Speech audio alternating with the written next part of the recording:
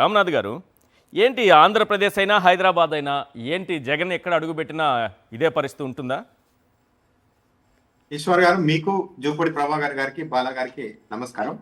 ఈరోజు ఆంధ్రజ్యోతి పత్రిక అనుకుంటా ముందే ఒక టీకా వేసి మానసికంగా తెలుగుదేశం పార్టీ వాళ్ళందరినీ సిద్ధం చేసి జగన్మోహన్ రెడ్డి ఈ రోజు హైదరాబాద్ రాబోతున్నారు, భారీగా జనాల్ని సమీకరించుకుంటున్నారు అని చెప్పి ముందే ప్రిపేర్ చేసింది. అంటే ఆ జనాలు వచ్చే వాళ్ళందరినీ చూసి కంగారు పడద్దండి అన్నట్టుగా ముందే ఒక వైద్యం చేసి పెట్టింది. కానీ వెళ్ళిన తర్వాత అక్కడ ఏం చెప్తున్నారు, ఒక ఆయన ఒక టీవీ ఛానల్లో అసలు వీళ్ళంతా తెలంగాణ వాళ్ళు కాదు, లోకల్ వాళ్ళే కాదు, కర్నూలు కడప జిల్లా, ఆ రెండు జిల్లాలు మళ్ళీ కడప జిల్లా కర్నూలు నుండి వచ్చారు వీళ్ళంతా అని మాట్లాడుతున్నారు. ఎందుకు ఇంత ఫ్రస్ట్రేషన్ వీళ్ళకి?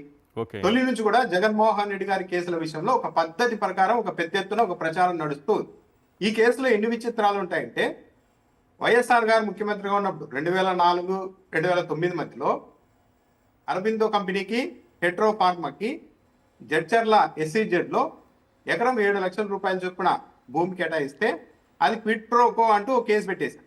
ఏది?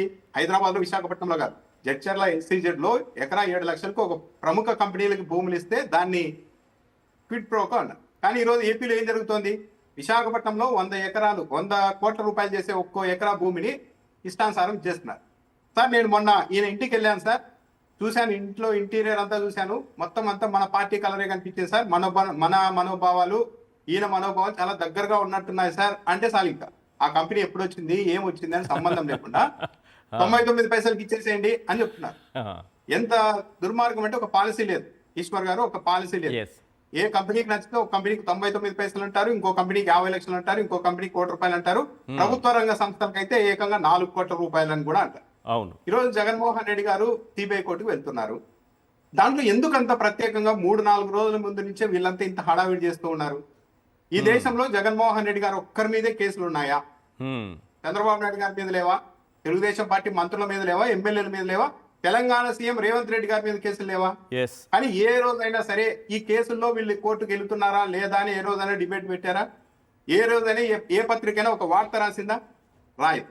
ఓటుకు నోటు కేసులో ఉన్నారు కదా, మరి రేవంత్ రెడ్డి గారు ఎప్పుడు కోర్టుకు వెళ్తున్నారన్నా రాస్తారా? లేదు, రాయరు. ఒక జగన్మోహన్ రెడ్డి విషయానికి వచ్చేసరికి మాత్రం జగన్మోహన్ రెడ్డి కోర్టుని కేర్ చేయడం లేదు, వెళ్ళడం లేదు, ఇన్ని 100 సార్లు వెళ్ళలేదు అని చెప్పి లెక్క కట్టి చెప్తారు. ఇక్కడ గమనించాల్సింది ఏంటంటే, జగన్మోహన్ రెడ్డి కోర్టు రమ్మన్న కూడా రాకుండా ఉంటే కోర్టులు ఊరుకుంటాయా?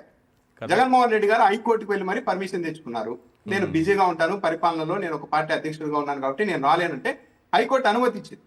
పైగా ఇప్పుడు ఆ కేసు ట్రయల్ కూడా నడవడం లేదు, లాయర్లు వెళ్తున్నారు, అంతా నడుస్తోంది. కానీ జగన్మోహన్ రెడ్డి మాత్రం వెళ్ళడం లేదు అంటారు. ఈ దేశంలో ఇంకా చంద్రబాబు నాయుడు గారి మీద కేసులు లేవా?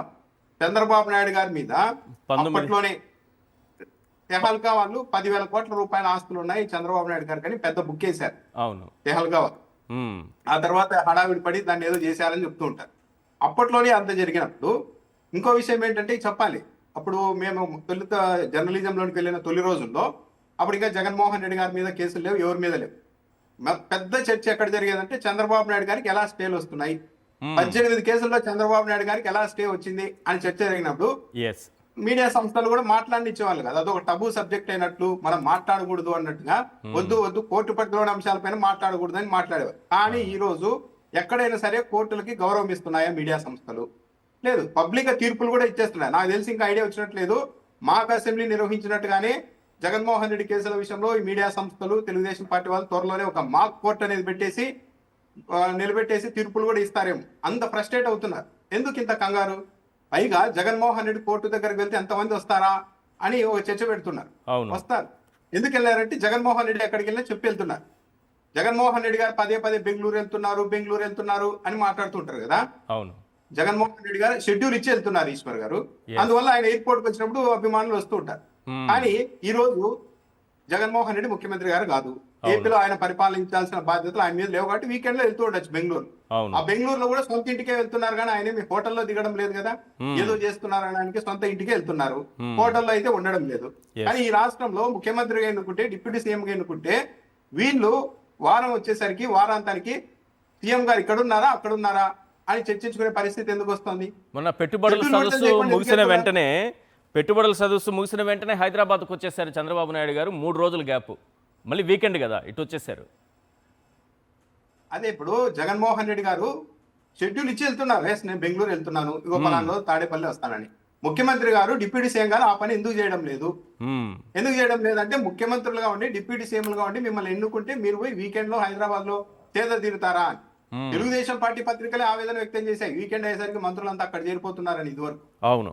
ఇన్ని లోపాలు పెట్టుకొని ఒక జగన్మోహన్ రెడ్డి మీదే కేసులు ఉన్నట్టు, పైగా కోర్టులను అవమానిస్తున్నారు. కోర్టులకు వెళ్ళడం అంటే ఇంకా అంతకు మించిన పనికిమాల పని ఎందుకు లేదన్నట్టు ఇప్పుడు ప్రచారం ఉంది ఇండైరెక్ట్ గా.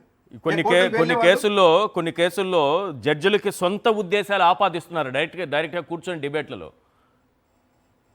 అసలు ఇన్ని రోజులు ఎట్లా పెడతారండి ఈ కేసుని అని మాట్లాడుతున్నారు. కానీ ఏ ఒక్క మీడియా సంస్థ అయినా సరే, రామోజీరావు గారు ఎన్నిసార్లు కోర్టుకు వెళ్ళారు, చంద్రబాబు నాయుడు గారు ఎన్నిసార్లు కోర్టుకు వెళ్ళారు, చంద్రబాబు నాయుడు గారి మీద 20 కేసుల్లో స్టేలు ఎలా వచ్చాయి, ఓటుకు నోటు కేసులో పబ్లిక్ గా ఆడియోలు బయటకు వచ్చిన తర్వాత కూడా ఎందుకు మీరు ఆ కేసును తీసుకోలేదు అని ఎవరు మాట్లాడు.